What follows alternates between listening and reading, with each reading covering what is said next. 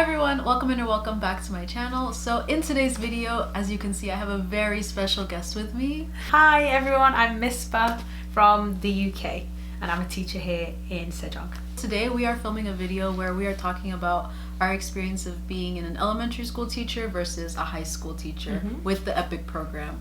So if you are interested, then keep on watching.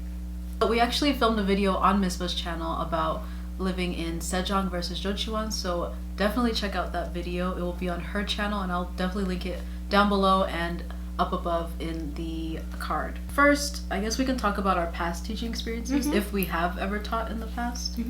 Well, I'm trained as a primary school teacher, so like elementary school in the UK, but I've actually worked in high schools for 4 years because I prefer high school teaching in the UK.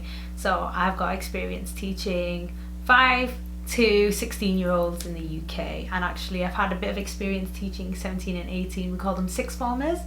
So I feel like I have experience teaching high school as well as elementary school. Oh wow, that's awesome. So you're certified for elementary but you taught high school? Yeah, because I cool. just prefer the high school kids, to be honest, and high school environment. Yeah. So for me, I am certified to teach science for middle school and high school in the States. So right after I graduated, I moved straight to Korea. So I don't have full-time experience, but I have like internship experience for like a year and a half or something. How involved are you with your co-teachers with lesson planning and stuff like that? Well, I have 4 co-teachers. Because you are contracted for 22 hours only. One of my co-teachers I see like on I see her every week, but bi-weekly kind of schedule, so we should have 6 classes, but I see 3 one week and the other 3 the next week. But I see those kids weekly with my main co-teacher, and my main co-teacher is quite strict. She wants textbook only, and she has let me do a few free kind of form lessons where I did something about the English Premier League, like football. I did Harry Potter, obviously Harry Potter's UK culture. So easy to do.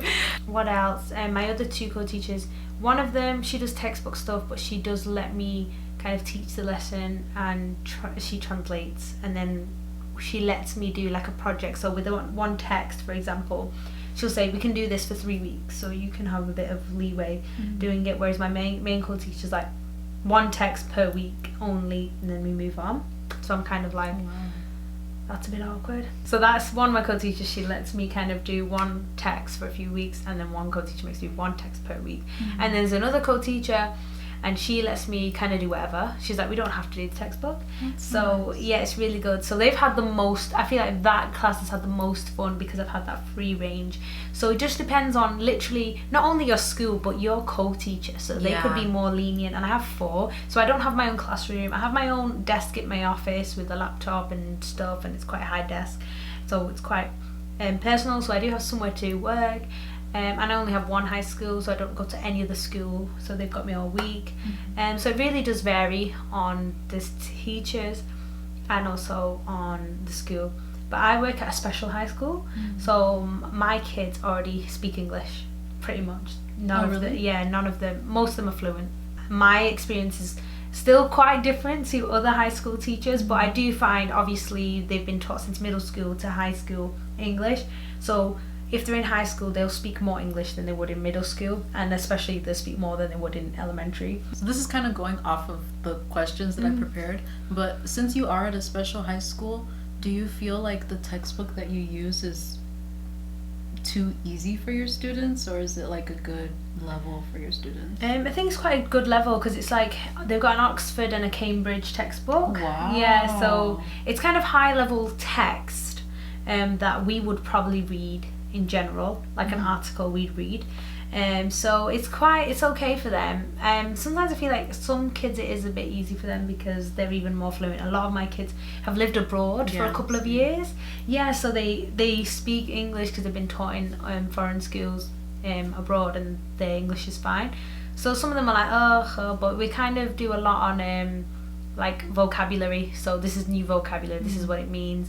We kind of do a bit on a little bit on grammar. She takes over, the main co-teacher, and does more of the grammar stuff. So she might say like, oh, why is this in this sentence order, and then we do sometimes in the textbook it says like stuff like normalization, so when you're adding the suffix ion, ing on the end of words, why we're adding it, and how you can rearrange a sentence and it means exactly the same thing in English, but you can say it like 4 different ways. So we do kind of more grammatical things, or so sometimes I'm like, am I teaching grammar or am I teaching spoken, because I'm there for spoken, but I am teaching a bit of grammar. So because I've got some training in grammar, I can teach it, but she does take over more with the grammar because I still feel like I don't know everything about grammar to do that, but they do find that boring when I do the grammar aspect, and I'm like, oh, we've done some like UK slang lessons. Oh, that's cool. So I'm just trying to make it a bit more cultural. I think that was one of your points, right? Cultural. Oh, yeah. And like we have done a bit of cultural stuff like UK slang, and I taught them like each city, each region or county has its own accent in the UK. Even though we're tiny, everyone sounds different. Pretty much. So I was talking to them about that, and they really enjoyed that, and I taught them slang and then told them to put it in a sentence, and it's hilarious. It was great fun, so they really enjoyed that aspect. I guess for me, with my co-teachers and lesson planning, like Misbah said, co-teaching is very different depending on the person. So I feel like with my teachers, they kind of see co-teaching as, I'll do this part, you do this part. Like I'll take half of the class, you take half of the class. And for them, it's usually the Korean teacher will do the textbook, and then I will do like some kind of game or activity at the end. Which, I mean, it's fine, you know, if you've never taught before or if you're doing it for the first time. But since they know that I'm a teacher, like they know that like I'm used to making lessons and things like that. So I would have thought that by now they would give me more control and leeway and things, but it's very much like they teach and then I do a game at the end. So I kind of feel like a game teacher, which, I mean, it's cool. I get paid to play games. But like it gets kind of boring at a point. Of course. But that's how it's been for me in Korea. But I do have friends that are like, they plan everything. Their co-teachers don't help with anything. They have to learn Korean or speak Korean in the class to get the students to understand, and I'm just like, no. And I have a lot of friends that say sometimes the co-teacher's just sitting in the back doing nothing, and they're struggling with like behaviour or whatever's going on, and they're just the co-teacher's just there. You will get a range. You're not guaranteed any of these CTs, you know. It's tough because you are coming into a land of the unexpected. You don't know what's going on. You don't know who you're gonna get. I was just praying to have good co-teachers, and I get along with all mine fine. It's but it's just very interesting to see the dynamic. Like I have flexibility with some and not others, but also I feel like sometimes I'm annoying them, and I don't want to annoy them, but because I have questions, but I'm like, then I don't want to ask, and then I ask my other Korean friends here to help me with things, because I don't want to ask my co-teacher, because this is their role, they get paid for this, yet they're still huffy and puffy about, oh, I've got to help you, and they're just like, that's your job to help me. Like, that was the role you have, is to help me out. Why won't you help me? So it can be really tough. I think I've still got it easy compared to some people, 100%. But you are gonna get a varied experience of that co-teacher. What are your class sizes like? Because I'm at a special school, the most I have is 16. But in a class 16, and one of my classes have got like 13. But because mine's like a special science school as well, I've got majority boys in my class. One of my classes is just all boys, and then some of my classes I have 1 to 5 girls, no more than 5 girls. And it's a shame because it's a science school, and a lot of Korean girls are not interested in science, it seems, so they're not applying to the school. But it's a very tough school to get in. They've got to pass a lot of things and get really high grades to get into the school itself, so they're very picky. But I don't think they don't let girls in. It is based off the statistics, I think, and I hope so anyway. What about your sizes? My school is pretty big. So we're supposed to teach 22 hours in a week, but I teach 24. I teach over. Next year I'll be teaching 25. So are they paying you for the extra? Yeah, good. I get paid extra. Because mine said they couldn't afford to, so they didn't. So that's why I saw the other ones like bi-weekly. Well, dang. I was like, oh, okay. But I think in each class I have about 24 24 to 28 students, depending on the classes. So yeah, it's a lot. Like it's that's a like an lot. average class size UK as well. Yeah, Yeah. it's like typical in the Typical, States too. yeah. So don't expect 16 like me. Expect the 24 to 30. You never know. Unless you're very rural. I think if you're very Yeah. very rural, then of course you will have less students in the area, so you'll have a smaller class. But generally speaking, to most people, they've had 24 to 30 kids in a class. Yeah. What's your classroom management like? My classroom management is pretty easy because they're older, so they're more behaved. So the high school kids are more behaved. I think middle school, I've heard of naughty because that's that young teenage age when they're like, hormones, The puberty. yeah, puberty's here. Like my kids are 15 to 18 international age, so they're already at that age where they're kind of maturing. The first graders are immature as anything, but they're adorable. I love them. And then they're just older, so if they're talking, I just kind of do a countdown. I go 3, 2, 1, and then they listen. Or like one of the like cool kids will be like, yeah, and then they'll be like, shut up, and I'm like, thanks. Or the co-teacher, because sometimes I feel like the co-teacher just like, okay, listening, and they're not listening. Like in the UK, I'm shouting. I'm going 3, 2, 1. Right, your name's on the board. You've got detention because you're not talking. Yes. Yeah, you can't do that. So I'm like, But I also feel like 3, 2, these 1. kids need that. They 'Cause do. I feel like they my co-teachers, do. they're like, okay, listen, and I'm standing there like, no, I'm gonna give you the death glare. I'm gonna like, no, we need to like move. Yes. But my co-teachers are not like that at No, all. yeah, and I feel like they're scared. They've got like a review, don't they? The kids review the teachers. Yes. So they freak out about Yeah. that, and they're like, oh, we've got to do this. And I was like, no, if they need telling off, they need telling off. And if parent wants to come shout at me, I don't care. But like, But obviously it's the Korean culture, so you can't. So you can't. Especially here in Sejong, because I feel like a lot of families here are very wealthy. Wealthy and the government kids. Yeah. Government So kids. like, if a parent goes and complains to the school, like they could sue the school just because they said something about you said something about their kid. And that's what I don't like. I don't like how the kids have control over the over the staff, basically. Yes. In the UK it's the other way, probably like America. The staff have control over the students, like, but in Korea it's the other way, that they hold the power. So my classroom management's pretty easy in general. Like, I don't have anything extreme. I just have a countdown and they listen, and then I kind of like joke around. I'm like, oh, have you finished your conversation? Have you got finished? Can I start? Can I finish? And they're like, oh, sorry. So I have a lot of jokes and banter with them. So I think to have like a level of joking banter with them really works well. So I don't have any behaviour issues. If you're thinking about behaviour issues, it's more likely going to be middle school than high school. High school, they're just old enough. They can be a bit silly, but they're not naughty. That's it, I find. Yeah. And I feel like that's good to say, because I feel like a lot of people just assume middle school and high school is really hard. Yeah. And, like, it's just impossible. There's no way you can do it. I think in the UK and the US, yes, behaviour's bad. Middle school and high school, I find. Was it okay? Was it okay? I mean, well, from your experience? from my experience, I had a great experience with my middle school and high school kids in the States. Okay. So, I but mean, I know a lot of other people had like. Yeah, because I mean, I worked a lot in, I don't know where you lived, I forgot. Texas. But Texas? Oh yeah, Texas. So, okay. I mean, I'm from like Manchester, so I worked with a lot of city kids, so I have a lot of behaviour issues and a lot of background home life, which makes them very naughty. So compared to there, this is a breeze. Yeah, like, this is a definitely. breeze. Yeah, they're nowhere as naughty. They're still respectful though, even though I've just said about all those things.